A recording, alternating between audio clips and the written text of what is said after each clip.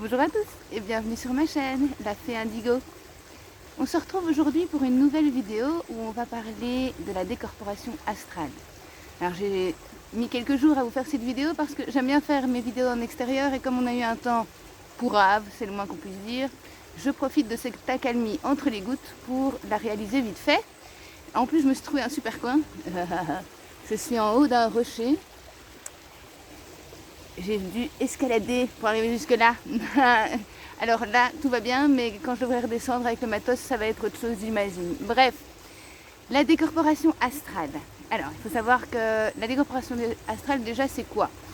C'est un de nos corps, sachant que sur chacun de nos chakras, à chacun de nos chakras, pardon, est relié un corps éthérique spécifique.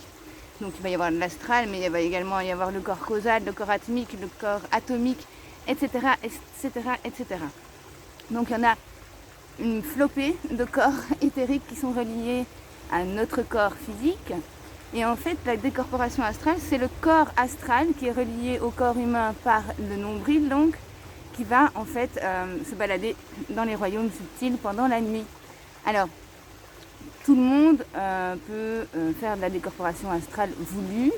Je le conseille pas tout seul dans les premiers temps, hein, parce que ça fait quand même un débordement d'énergie assez important. Par contre, tout le monde le fait sans s'en rendre compte pendant que l'on dort. Il se trouve que pendant la journée, dans le cerveau se forme une espèce de mixture qui va ensuite être passée aux êtres subtils qui sont là-haut en train de veiller sur nous. Et ça permet en fait d'alimenter les expériences et en fait de les partager dans l'univers en entier, sachant qu'on est dans un univers d'information et que donc en fait ça va passer par ces formes pensées ou par ces informations qui forment ce qu'on appelle à peu près la mixture. Donc, comment est-ce qu'on peut savoir quand on se décorpore? Eh bien, il y a trois manières de voir en fait. Les deux plus soft et qu'on entend le plus souvent, c'est cette impression dans un rêve bizarre d'être collé au plafond. Hein. Ça, c'est un des signes de décorporation astrale. Le deuxième, c'est de se voir dans son lit, mais de haut, donc de se voir en hauteur, quoi, en contrebas plutôt. Et ensuite, il y a quelque chose de beaucoup moins sympa, évidemment, ce sont les paralysies du sommeil. Alors les paralysies du sommeil, ce sont des attaques astrales qui ont lieu quand le corps physique est conscient. Je m'explique. Quand on fait une paralysie du sommeil, on a l'impression qu'il y a quelque chose. Déjà, on ne sait plus respirer, on ne sait pas parler, on ne sait pas se mouvoir, on ne sait pas bouger, on ne sait rien faire du tout. Je l'ai vécu une fois.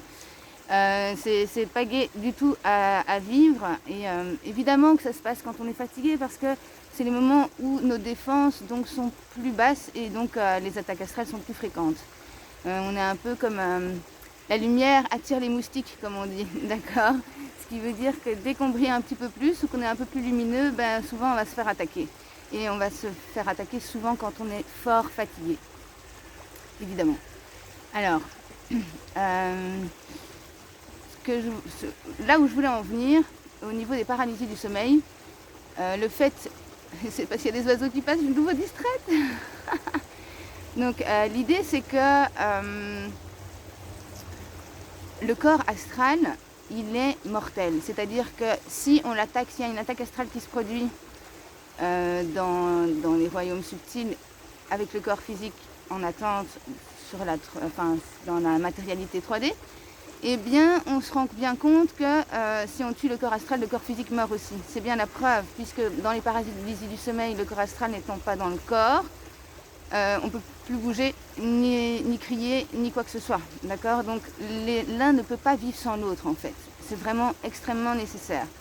Alors il y a des gens qui relient le corps astral à l'âme, et je suis assez d'accord, mais ça veut dire donc que l'âme est mortelle d'une certaine manière. Et en fait c'est l'esprit qui est immortel, mais ça, je vais en faire hurler, blinder en disant ça, mais c'est ce qu'on reconnaît en chamanisme.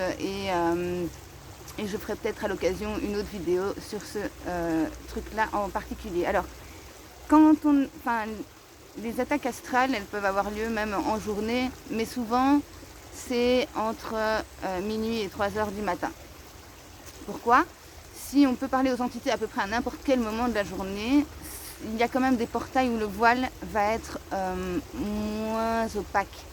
C'est-à-dire que de minuit à 3 heures du matin, ça va être plutôt les entités négatives, tandis que de 3 à 5, voire 6, ce seront donc les entités positives. Souvent, quand on a une attaque astrale, on se réveille, on sursaut vers 3 heures du matin, 4 heures si on est en heure d'été ou pas, évidemment, ça change un petit peu selon les fuseaux horaires, je vais dire. Et après, justement, on a du mal à dormir pendant 1 ou 2 heures parce que c'est le moment où les entités positives, justement, eh bien, elles aiment bien donner des informations et on est le plus perméable à ce moment-là, du coup. On est plus dans le calme et donc elles en profitent.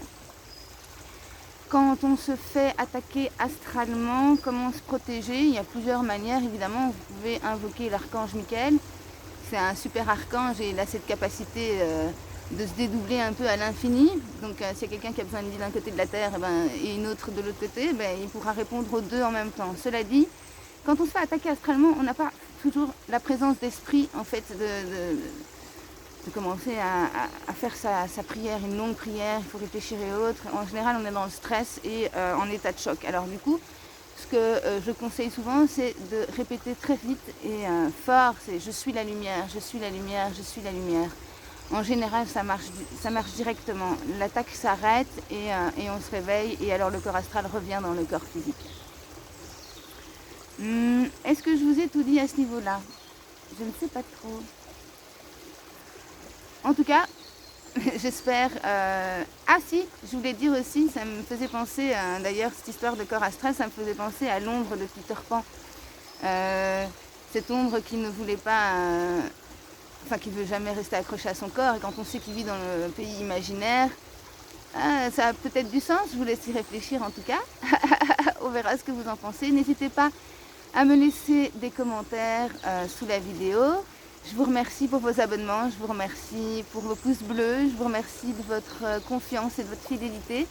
Et on se voit très très vite parce que demain c'est la nouvelle lune et je vous posterai votre tirage. Gros bisous à tous. Je vous souhaite une excellente journée et je vais essayer de descendre de mon petit promontoire sans me casser la figure. Salut!